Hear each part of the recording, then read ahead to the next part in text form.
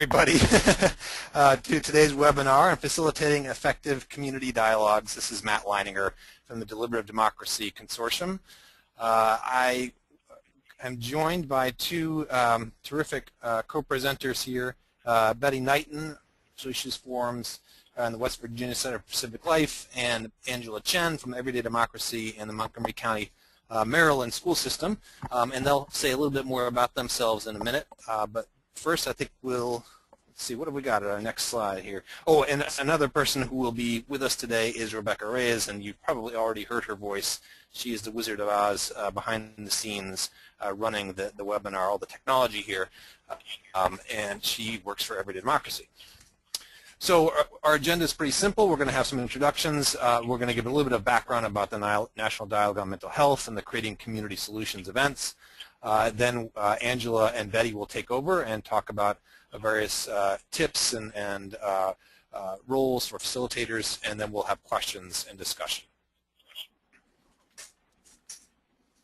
And if you want to queue up some questions before we finish the slides, you're welcome to type them into the chat box, and we will collect those. Rebecca, in fact, will collect those, and she'll read some of those at the end. Also, you'll be able to actually give your questions verbally at the end, and you'll do that by raising your hand, and then Rebecca can call on you. So, our next slide.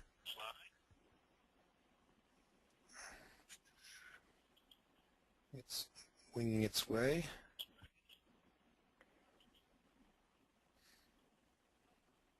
Great, there we go. Okay, so now you can see the smiling faces of Betty Knight and Angela Chen. If you could both introduce yourselves and say why you are smiling in these photos.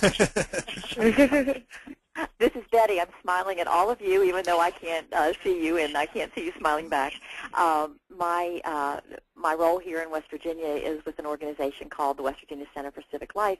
What we've been doing for many years here in West Virginia, similar to what I imagine many of you have been doing as well, is just trying to build networks for public dialogue that leads to positive work being done in our communities. So we do that through a variety of dialogue initiatives. I'm really happy to be connecting West Virginia to the National Mental Health Dialogue, and we'll say more about that, not only in the presentation but in the Q&A that follows. Good afternoon, everyone. My name is Angela Chen. I am a senior associate with Everyday Democracy, and I also work in Montgomery County, Maryland in the public school system, working in the Study Circles program. And what we do in Montgomery County is really engaging parents, students, staff, and dialogues around race and equity. And we really bring everyone together to really come together to find the racial and ethnic barriers to the student achievement gap, as well as barriers that may get in the way of parent involvement in the school system. And I've worked there for 3 years now, and I'm happy to be here to share some tips and about group facilitation. Terrific. And so that's my smiling face. And the group that I run is called the Deliberative Democracy Consortium, which is an alliance of nonprofit practitioner groups, like many of the ones you see, the logos there at the bottom, many of the ones that have been involved in this national dialogue. And the other part of the DDC network is academic researchers who study public engagement and deliberative democracy. So before we jump into the facilitation tips and ideas, we will have a quick poll that will help us understand where you all are coming from. So if you could tell us, click on one of these 5 options. You are considering facilitating an event in your community, or you're considering hosting an event or organizing an event in your community. You're a researcher, you're a mental health provider.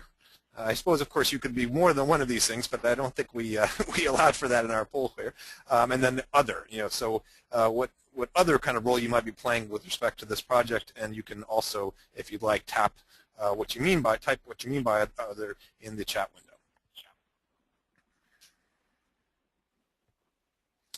And it'll take a couple seconds here for your answers to get into the system, and Rebecca will collect all those. And so Okay, makes sense. The largest number of you are considering facilitating an event, so that's, you've got the right webinar.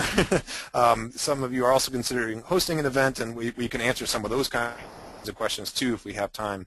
And then we have some others. So you can tell us if you'd like what you mean by other in the chat window. So now we can move. Oh, and one other question here, and we're just trying to gauge kind of where you are in the kind of the experience scale. We imagine that a number of you may be quite experienced in facilitation. Others of you may be very new to it. So we got three options here. One, I've never led a group discussion or facilitated a group discussion. B, I've led a few and hope to learn new skills. Or C, I've led many and want to help others learn these skills. So please click what pertains to you there. And of course, if you have, a lot of you, I'm sure, have lots of experience with this kind of stuff, and so in addition to whatever questions you might have, if you have ideas or suggestions for other people on the call or for us as a project, you can also be either typing those into the chat window or giving them verbally at the end. So we have, which is terrific, we have the largest number, the 60% of you have led many of these, and then 40% have led a few. So we have so far no totally new people here in the webinar. So now I think what we're going to do is just give you some background slides about the National Dialogue, which was launched on June 3rd by the President at a White House conference on mental health, where he called for dialogue and deliberation on mental health issues, mainly to improve the quality of mental health in communities among young people in particular. And so an alliance of organizations, including the two you've got, or the three you've got represented here on the call, and a number of others have been trying to help the administration, working with the Department of Health and Human Services, and in particular the Substance Abuse and Mental Health Services Administration, to launch this national dialogue. And the goals of these community conversations about mental health, first of all, simply to get people talking. Recognizing that mental health has been in many ways a kind of a taboo subject, something that people have not felt comfortable talking about. And as the President said, the more we can get it out in the open as a personal issue and a policy issue, the better. So that's simple first step is perhaps the most important immediate goal. Second, to find innovative community-based solutions to mental health needs, with a focus on young people in particular, not exclusively on young people, and certainly different communities will have different goals and needs in terms of young people versus other generational groups, but the idea is finding community-based solutions, either ones that are completely new or ones that perhaps are working in other communities that need to be brought to your community, or things that are already working in your community that you can build on or strengthen. And then finally, to help develop some clear action steps for communities to move forward in a way that complements what's already happening. So to understand what is already in place, what assets there already are, and then getting organized about action steps to kind of include those as part of a kind of a larger, more proactive plan for strengthening mental health.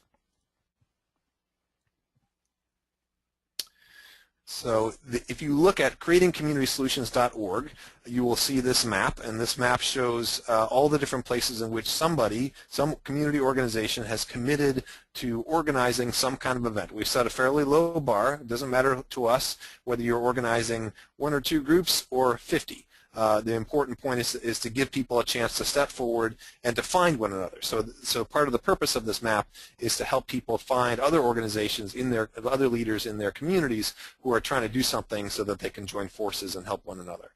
After some of the dialogues and discussions have happened, the map will also be a place for people to upload their results. So you'll be able to see, in Albuquerque or in Montana or in Eau Claire, Wisconsin or whatever, what people are saying and what they're planning on doing to strengthen mental health.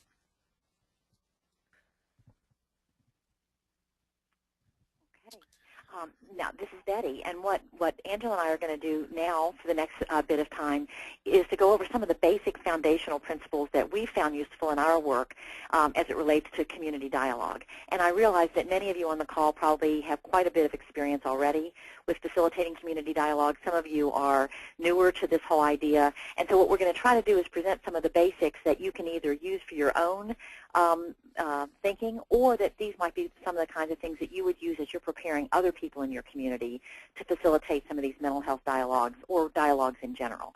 So it makes sense, since we're talking about a national dialogue on mental health, that we begin with at least a bit of a focus on just the nature of dialogue itself. And of course, in any dialogue, and in these dialogues in particular, one of the key purposes is to understand more about the issue and to understand more from each other. And of course, that's going to require that you ask the participants in your community dialogues to really be open to listening to one another's opinions, to not rush to judgment when they're in conversations with one another, that you'll ask your participants to really search and interrogate their own assumptions about mental health and the other issues that it raises, especially their own assumptions and their assumptions about other people, and that you ask people to become empathetic listeners to the views of others, and to acknowledge that there are disagreements, but to do that respectfully, and to search for common ground, although that's certainly not the outcome of every kind of every dialogue that I've ever been in, but at least the idea that people are listening for common ground, which may be the foundation for some community responses to this issue. Now, we also sometimes talk about a deliberative form of dialogue, which is the kind of dialogue I think that most of you will be involved in here, where you're really asking people to move toward decision-making. The name of this whole initiative nationally is Creating Community Solutions. So that's going to require people grapple with some tough choices in their community and actually move to making some decisions together. So that's going to require deliberative moments within the dialogues that you sponsor. So it's an approach to decision-making.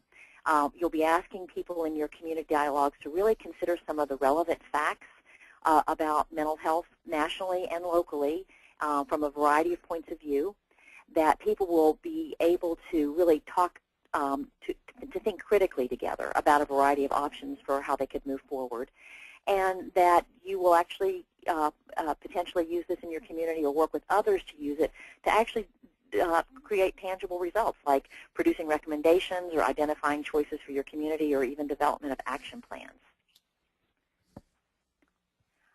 Some of the topics that you'll be asking people to think about in a deliberative manner as you have these community dialogues are listed here. What does mental health really mean to each of us personally and then to the community as a whole? That's going to be a focus of the entire conversation. What are the challenges and factors we should consider? Starting with some facts, there's a very helpful discussion guide and information brief that can help support you in this, but you may want to also localize that with some of the local facts that you think are strategic and important for people to consider. What are ways to improve mental health for young people? Although the mental health dialogues will focus on the mental health needs of the whole community, there is a special interest and focus on helping young people. And then what actions can we take as a community and as individuals? Those will be the basic 4 questions, I think, that you'll find ways to talk about in your community, along with the other sub-questions that they will engender. So hi everyone, this is Angela now. I'm going to be speaking a little bit more about the roles of being a small group facilitator. To start off with, really setting the tone for broad participation and really providing opportunities for participants to discuss. Your role as a facilitator really is to be that welcoming person to kind of invite all the participants to be able to participate in the small group, and really to clarify from the beginning that your role as a facilitator is not a trainer, you're not a teacher, and you're not an expert, and you're really there to be creating that safe environment for everyone to be able to participate. Another role that really is very important is really to be an active listener. As an active listener, you can bring back things that have been said before in previous conversations and really remind the group of what's kind of been said before, and really to be listening rather than reacting. And stay neutral is also another important concept that we're going to be touching on in the next slide. But as a facilitator, your role is to stay neutral and not to interject your opinions into the conversation, and really to help the group explore deeper dimensions of the issue around mental health. I mean, specifically in this conversation. It's really trying to probe and get the participants to actually go deeper into the conversation. And don't be afraid of pauses or silences. It's actually quite healthy in the facilitation parts of it. Feel free to kind of count to 10 to yourself. It's really a dialogue amongst the participants rather than you as a facilitator asking lots of questions back to back. And really, as a facilitator, you don't want the group to be stuck on the facts and things that cannot be proven. So like really using the data, if you are using data or facts, to kind of frame the conversation rather than let's analyze what this graph says, or it really is to kind of frame the conversation. And in the mental health community conversations, there's a lot of data I'm sure that's out there, but it really isn't just to kind of analyze the data, it's really to kind of frame the conversation. Lastly, one thing that to also consider as a role is really to move the discussion along so that we can kind of move towards the action piece. You also don't want to rush it, as well as kind of let the dialogue just become dialogue, because a lot of it is creating these action plans that's going to help create creating the community solutions. So that kind of covers it for the roles of small group facilitators. And as I mentioned before, staying neutral is a very important concept. And as a neutral facilitator, you're really setting that relaxed and welcoming tone, and you're introducing yourself kind of usually as an outsider perspective, and you're not really sharing your personal opinions or pushing an agenda. You're there kind of to be that safe person that people can turn to, that you're not going to have like a bias coming into it. So you're not going to take any sides, or a lot of times we've also had facilitators in our work really say, you know, I agree with you, and that's not actually remaining neutral. So you don't want to actually put your opinion into it and take a side. Being a neutral facilitator also means making everyone feel welcome and that their opinions are welcome, even though it may not be the majority opinion in the group. You want the different perspectives and opinions to come out, because that creates a really healthy dialogue when people are talking about opinions from different perspectives. You also want to avoid using your own personal experience to make a point or to get people talking. In our work in Montgomery County schools, we've often said, we call our community conversation study circles, and we've also often, as a facilitator, brought it up as in our study circles at School X, we've heard this and this and that. Just to kind of also, that helps facilitators or it helps participants feel welcome to kind of share their experience and kind of connect to it, to kind of be able to get people talking. So also using probing questions to deepen the discussion is something that neutral facilitators do. You're not fishing for answers per se, but you're really getting people to respond to each other. One thing is you're really also in group dynamics, you'll see that there are more quiet participants than those who are more talkative, and you really want to be there to be encouraging quiet participants to share. And as far as cutting people off that are more dominating, you have to kind of do that in a very supportive manner. Naturally, I think as we all talk, we sometimes do a lot of nodding. If you're going to nod for everybody. Don't just nod for things that you perhaps maybe personally agree with. So you can kind of have that cue for everyone. And you're really also bringing up issues that participants aren't necessarily addressing. So you're bringing those topics up and really getting the group to respond to the topic.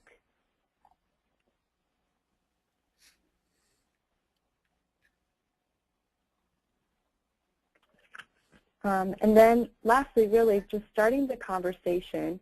You want to be, as a facilitator, sometimes we run from things to things, so you want to come prepared to facilitate. And sometimes that requires, I know for me personally, really kind of reviewing the questions and the big points that you're going to be asking, and really kind of mentally preparing yourself. You also want to kind of be emotionally in check, because sometimes there may be opinions that are shared that you may not agree with, but you kind of have to be emotionally and mentally checked so that you kind of are able to respond in a neutral manner. Excuse me. So you're really also helping people feel welcome. to start the conversation. And so you're there to kind of make them feel comfortable. And as you enter the conversation, you want to give participants kind of an overview of the time together, whether it's an agenda or just kind of the overall goal and context for the conversation. In a moment, we're going to talk a little bit about ground rules, but to start the conversation, it's really setting ground rules for discussions and kind of agreements as a group that you're going to be following as a group. And lastly, really to have participants introduce themselves and really why the issue matters to them, because everyone who's in the small group is coming for a different reason, and really connecting people with why they're there is very important. In the previous slide, we used the term ground rules, and here on this slide, you're seeing that we're using the term guidelines. And we actually did that purposely to show that there's a lot of different ways, a lot of different language often that is used by dialogue facilitators to basically mean the same thing. But the general idea is that people are much more comfortable in participating in a dialogue with others, especially with others that they don't already know and have a trusting relationship with, if they know that there are certain guidelines for the conversation, because there's lots of different kinds of community conversations. So what a lot of facilitators do is at the beginning they ask the group to create their own guidelines. And they agree on what will work for them. But sometimes some people post guidelines or ground rules at the beginning of a conversation, or they post some and then ask the group to add to or agree to what's there. These are some that many facilitators have found to be pretty basic and pretty useful in community dialogues. And some of them are quite almost common sense, but it's kind of nice to say them out loud anyway and get people to understand that it's the kind of conversation where these kinds of guidelines will be instrumental to the quality of the conversation. So first of all, you want to make sure that you tell them as well as yourself that your job there is to help everyone be encouraged to participate and listen to one another. That's very basic. That you as the moderator or the facilitator, there's another one of those terms that we kind of use interchangeably, will remain neutral. It's helpful for them to know that it will be a neutral space in terms of your participation, but that you will help them move the conversation forward by asking probing questions. And I always do this at the beginning. I enlist people's help in keeping track of time, because even though that seems like a very basic thing, I think that when there's so many people in a room and so much to say, that just moving the conversation forward, even though each person hasn't had every single opportunity to speak that they wish, is going to be a natural and almost a necessary part of the conversation. So I think if you enlist their understanding about that at the beginning, people will feel comfortable in moving on even when they're not quite ready. That you are going to try to address all the issues that come up about the issue in a fair way. That it's going to be important to consider costs and consequences. So not just to suggest that something's a good idea, but then to also suggest, well, would there be downsides? Would there be trade-offs? Would there be consequences to that action? That's going to be a part of our conversation, is really weighing those kinds of elements as well. And then anything else that the group agrees upon. Many of us in our communities are using these community dialogues as a way to increase understanding and people's knowledge about mental health, but also to actually move toward community actions and behaviors and collaborations that will really make a positive impact on the full community. And so in order to do that, you're going to have to really go into some deep level of conversation. You'll probably begin with broader questions like what concerns you and what's currently happening in our community. But then you'll need to move into those more probing questions in order to get to surface the sticky parts of this issue that might need to be covered in order to really make that positive progress that you want to make. And so you're going to ask these open-ended questions as opposed to, say, just yes-no questions that encourage people to really explore the perspectives. Often in our urge to get many people into the conversation, we'll just move from person to person. But it's really the follow-up question. Instead of moving on to a new question, a follow-up question is really an opportunity to go deeper. And so that's part of what a lot of effective facilitators do when they really are trying to help dialogue be a tool for community action. That you'll help participants clarify their point to the group if something that's said is nebulous or vague in some way, or if it has multiple interpretations, that you could ask questions in order to make sure the group understands.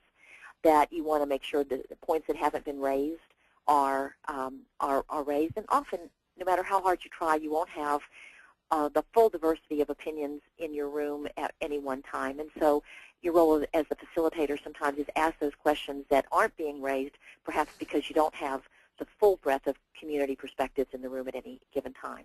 And then again, as I mentioned before, you'll want to help people really think seriously about trade-offs, because that's going to be an impediment to action if that discussion doesn't occur. And so how do you do that? Well, I imagine many of you have developed some skills in this area just through your own personal lives. There's all kinds of ways that we can ask questions to encourage people to think in that deep kind of way. But we've listed some here that are the kinds of questions that can be asked about the mental health issue, but they can be asked about a whole range of issues that you're working on in your community. You really, first of all, you want to make sure that people are connecting the issue to the lives and concerns of real people. In other words, not to be thinking about the issue only in terms of like public policy language or the language in which they normally think of it as a problem removed from their own lives, but they think about it in terms of what it means in their own families or to people that they care about. So how is the issue touching the lives of most of us in the community, for example, is a simple question that can get there. Sometimes you ask a question like the second one you see here, what important ideas seem to be clashing? Because sometimes in the conversation, just to stop and acknowledge that there seem to be ideas expressed here that are in juxtaposition to one another. How can we capture what those are and learn from the reasons why things seem to be clashing against each other? Is there a downside to this course of action? Sometimes you ask that even to the person who suggested a particular action to make sure that they're kind of thinking about their own idea as well as critiquing the ideas of other people. One of my favorites, what would you give up in order to achieve this particular thing? Would you sacrifice this, or would you trade that off, or would you do more of this or less of this if it meant to have more of that? That's sort of where the rubber meets the road sometimes in these dialogues, and it is really one of the greatest catalysts toward moving forward. Could someone give an example to illustrate what was just said? And then finally, another one that's useful in many situations, what are we willing and unwilling to do as individuals or a community in order to address this need? Often, I think we focus a lot on what are we willing to do, but it's helpful to also bring in, what don't we want to do in order to clarify and really shine a focus on those things that we do want to do. So next we're going to talk about managing the conversations. You're really going to try to, as a facilitator, shift the focus from one speaker to another. You don't really want one participant to be talking the whole time because that's not quite a dialogue. So you really want to have everyone in the group be talking at some point, either in a smaller group discussion and triads, or in pairs, or as a large group. And another thing really is to help transition from one topic to another. You don't want the conversation to just be stuck on one thing. As I mentioned before, there's the data piece. You don't want the group to just look at the data and just kind of be stuck on there. You want to kind of be able to move the conversation along and transition from one topic to another. And something that Betty had mentioned before is managing time, and perhaps having other participants in the group help you track the time. Managing time is important because for many dialogues, sometimes it's only a short 2-hour chunk of time, or maybe even just an hour chunk of time. So you really want to make the best use of that time. And as a facilitator, you really want to be enthusiastic about the discussion, really bringing your excitement to the group. Sometimes these dialogues and conversations are held in the evenings, perhaps after work, or later in the evening. And you really want to bring that energy to the group as a facilitator to kind of move the group along. Again, we have here staying neutral. Just want to emphasize that piece again. Another thing really is to be evening out the participation. So point out when people haven't made more comments, who maybe have made more comments than someone else, and ask input and ask for comments from other people who haven't spoken yet. Call on people, because that way you can be able to engage everyone in the conversation. And lastly, I have here having participants respond to each other. You really want participants to be talking to each other rather than just having one person talk, and then move on to the next. So just having people respond to each other is really important. So in this next thing, we're going to have another poll question that Rebecca's going to set us up for, and that really is going to shift our conversation for the next few slides, really with what kinds of challenges have you faced in a group discussion as a participant or facilitator? Is it time management, running out of time? Individuals are overly talkative. People are disagreeing disrespectfully. People are reluctant to join the conversations. And if you have other challenges, please feel free to type that into the chat window. So we're going to let's process a little bit and kind of see where we all stand.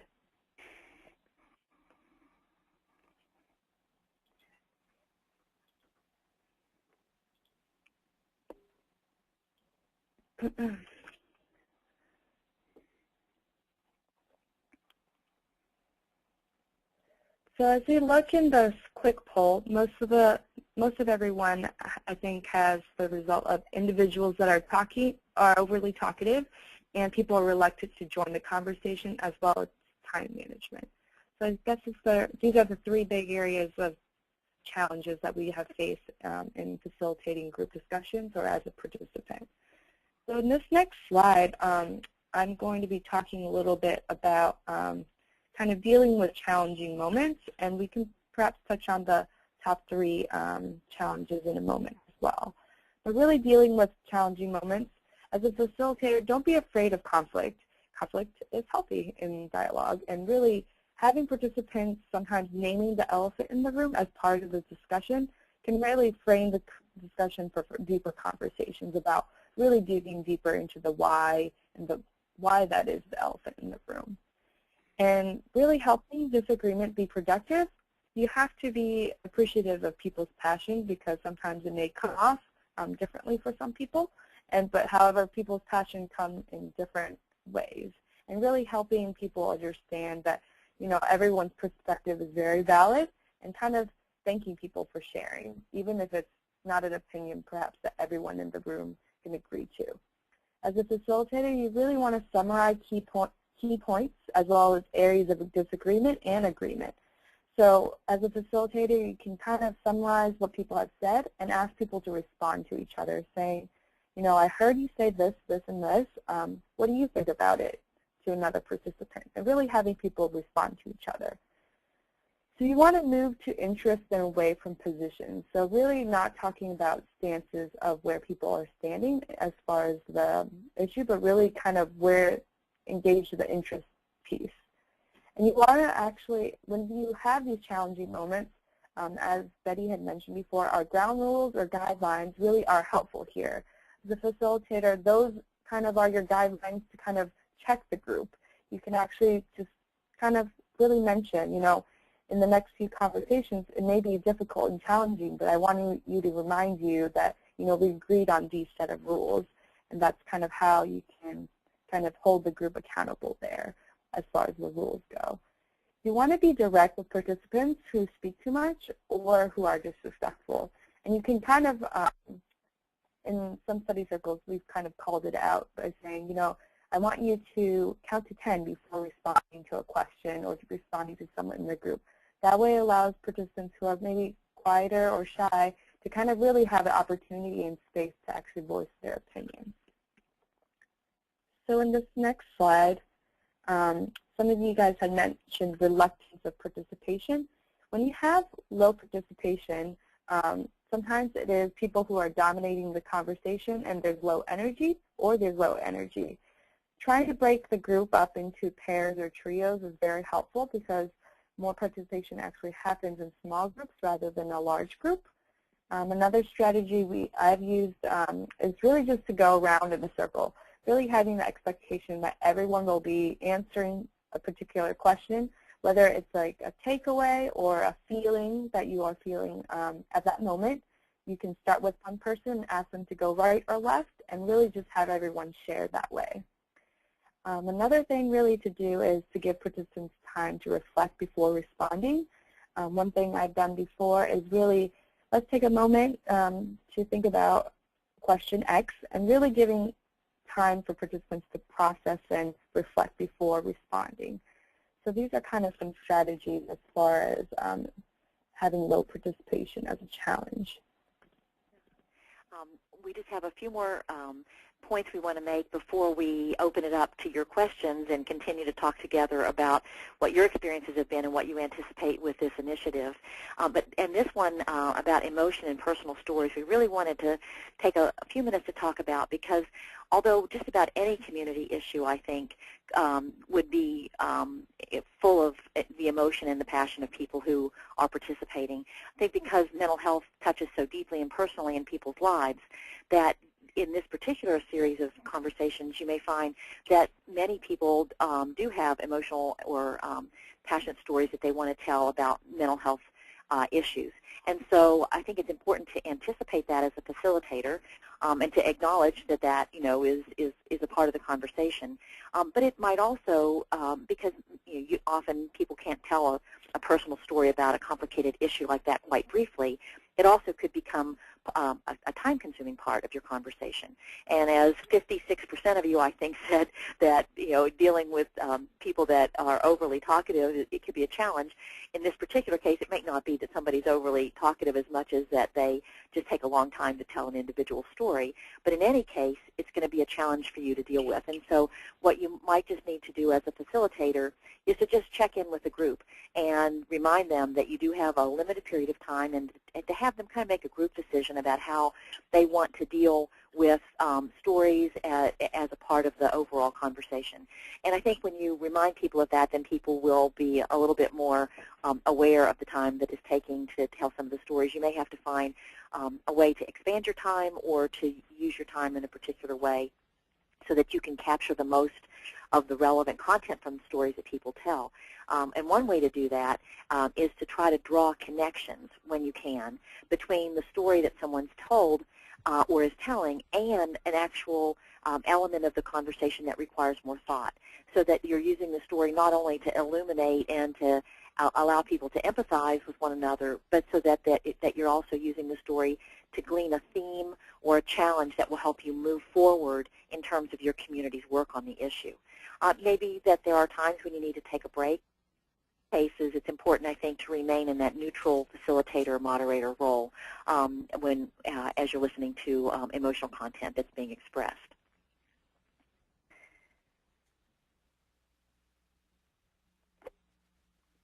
And we want to also make a special focus on the idea of wrapping up the conversation.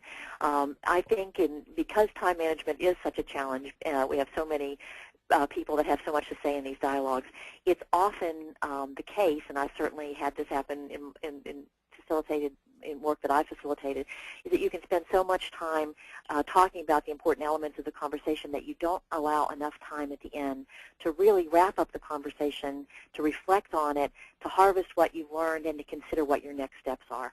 So I think it's important, and again, as a facilitator, I often say at the beginning that it's going to be very important for us to allow time to reflect at the end, so that you've got the groups to kind of buy into that part of the process and managing of the time.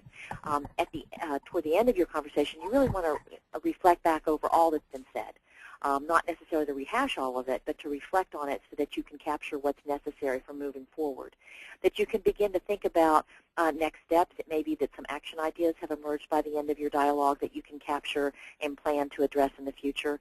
Often people have questionnaires that they use to capture the individual concerns of people that weren't a part of the conversation, or how people's thinking has changed during the course of the conversation. So being able to give them time to complete any kind of information gathering process that you might have in place, and note-taking that you've done. And then obviously you want to thank the participants and close the meeting. In many of our communities, there will be follow-up conversations, so that it won't be just seeing people together for one time, but that you may be having a series of conversations or a dialogue that leads into an action planning conversation. So to be specific about what your plans are for moving ahead in as much as you possibly can. What we've been showing you today is, as I said at the beginning, just some very basic foundational principles that we found useful in our work as community conveners and facilitators. But there are so many other wonderful resources that you can look to for additional information.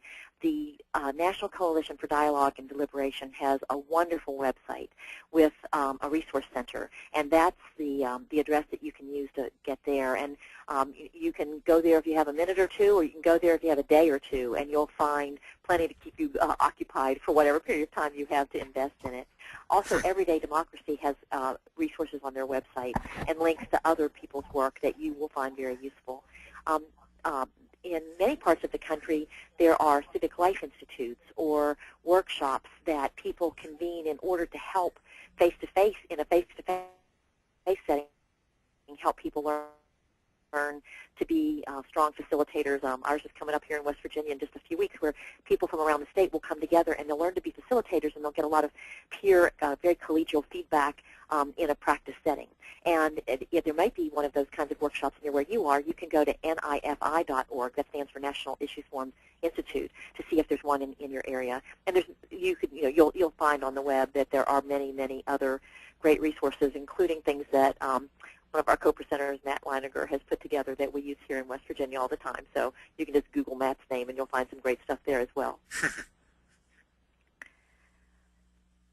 And then finally, another resource that we want to make sure that you know about is that as other topics are relevant and as needs arise, there could be in the future additional webinars that will be scheduled. And you can go to the Creating Community Solutions website at the resources section and find out what else is coming up and how you can register for it, or how you can share that information with other people in your community that you want to engage in this common work. So now I'm going to ask Rebecca if she will let you know the process to go through to pose a question to Angela, me, to Matt, or to the group as a whole.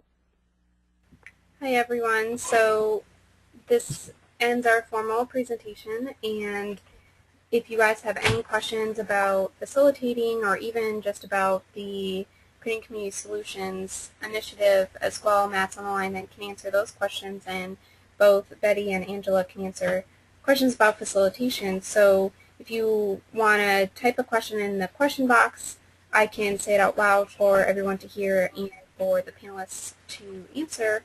Or if you'd like, you can raise your hand and I will unmute you so you can answer your question out loud.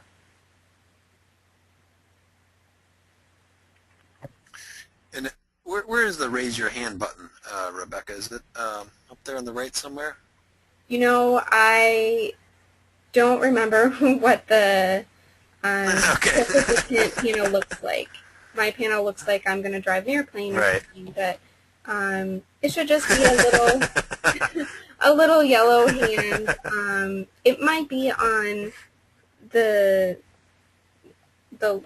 small panel little icon that just says raise your hand. Or you can also type into the question box, I'd like to ask a question out loud, and I can unmute you then too. Okay.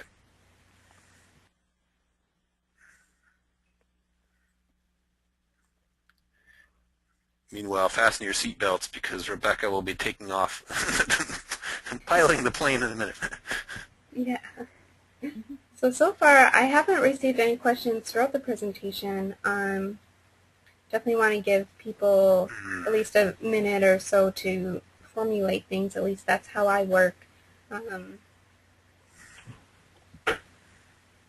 Let's make sure that is the chat definitely set so that you can see all the things from the crowd. I remember one webinar we had, we were stuck on the wrong setting. Yeah, I have the questions box actually pulled out so I can see anything as they pop up. Okay. Sounds good.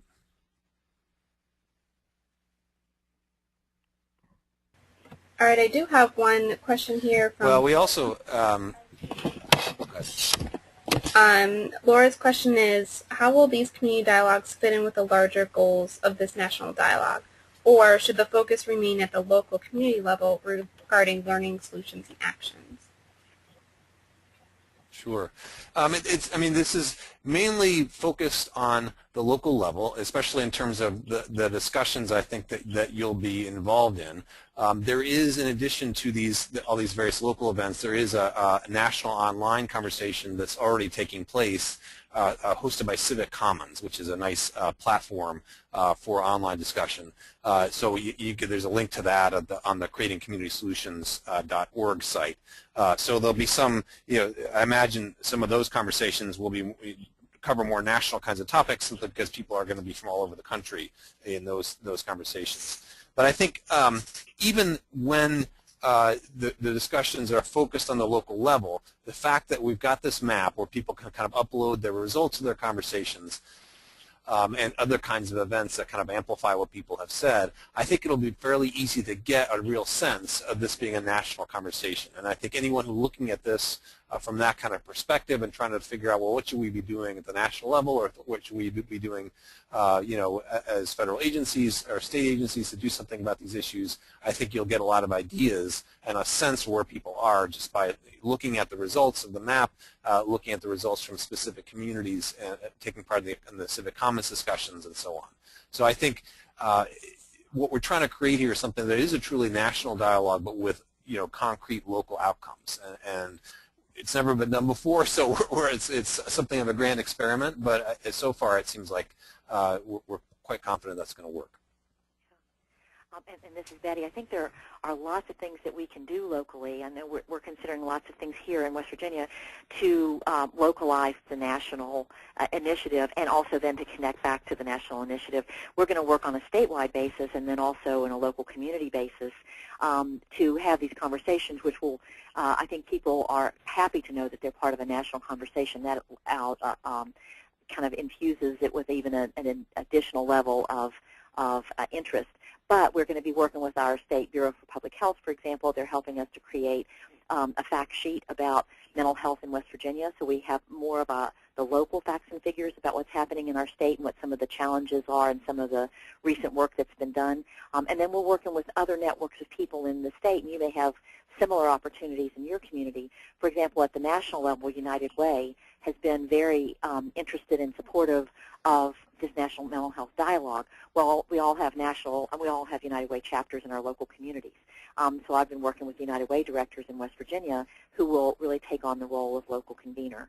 So I think if we kind of think national and local simultaneously, each lens will enhance the other.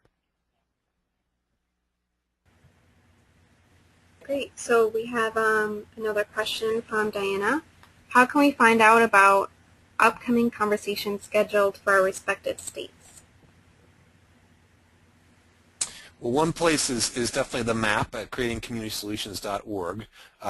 So if you click on a pin in that map, it'll give you more information on which organization has kind of made that commitment. Once those people have set a date, then that kind of thing will be on there as well, so that you'll know, here's where and when this is going to happen. But also, I think it gives you, contact information for kind of the local steering committee who's organizing this, so you can kind of contact them to help to volunteer your help, or to say that you're happy to be a facilitator or help recruit people or whatever you'd like to do. So that's one way. You can also call us. I mean, or email us. There'll be contact information on these slides. And by the way, if no one has, I'm not sure if anyone's mentioned this already, but all of these slides are going to be available on the creatingcommunitysolutions.org site. And in addition, actually, not immediately, but there will also be an audio version of this. So if you want to actually watch, replay the whole thing again, or do it for someone else who wasn't able to join us today, you can do that. But now I see Rebecca's already put up the slide with Betty and Angela's email addresses, and also there's a couple different contact points on the website where you can get a hold of us and find out who in my community might be doing something, and how do I get involved. And definitely, as far as the map and the pins, don't be afraid to put yourself on the map and just say, I'm interested in being a part of this, because it's not just necessarily big organizations that are invited to put pins on the map. It's anybody who has an interest, or now you've done this training and clearly all of you at least have some facilitation skills, so you could at least take part as a facilitator. So don't be afraid to put your own pin, just saying I'm interested and I have facilitation skills. Absolutely, yeah. We want people to be involved in this, however they want to be involved. Whether that's you bringing together 8 people in your community center, your school, your living room, whatever. This ought to be something that everyone can take part in. So please, and also having a pin on the map, that's all you're committing to doing. And also it's a way for other people to find you, so that other organizations in your community, other people say, oh yeah, I want to do something, and then you kind of work together, and often that way you can accomplish more. I'm sorry, Betty, I think I cut you off. No, I was going to say that I was going to use that as an example how useful that mechanism is in the Creating Community website, the Creating Community Solutions website, that allows people to be in touch with people who've listed their name on that map. I've already had 3 different organizations contact me here to say that how can they be a part, because they went to the national map, they heard about the national initiative in some way, they went there, and then they were able to contact my organization. So it's really been a very valuable tool.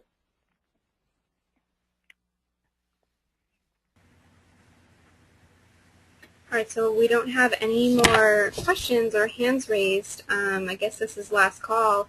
Hopefully that means that we answered all of your facilitation questions. There was one person that specifically asked for the PowerPoint, and as Matt mentioned, we'll be uploading it to the Creating Community Solutions website. It'll be under the Resources tab, and if you want me to email it directly to you, you can send me your email address in the questions box. Otherwise, like I said, it's very easy to find, and we've done this webinar before, so there is a PowerPoint up there from last time if you just can't wait. Oh, and one other thing, the discussion guide, which is something which has been in process for a long time, it includes many of the structural elements we've been talking about. So it's got tips for facilitators in it. It's got kind of a little process for setting ground rules in the group. It's got all the discussion questions you would want, and the views, and the time suggestions. That has been improved by White House Counsel. It's being formatted right now, and so that should be available quite soon. People who would like to see a draft copy of that, please just email me, and we can send that to you. All right, well, I guess that was the last call. We're just about at the top of the hour, so unfortunately I didn't put Matt's information up there to contact. Oh, that's all right. Mine's easy to find as long as you can spell my name. All right, everybody. Well, thank you again for joining us, especially on a Friday afternoon.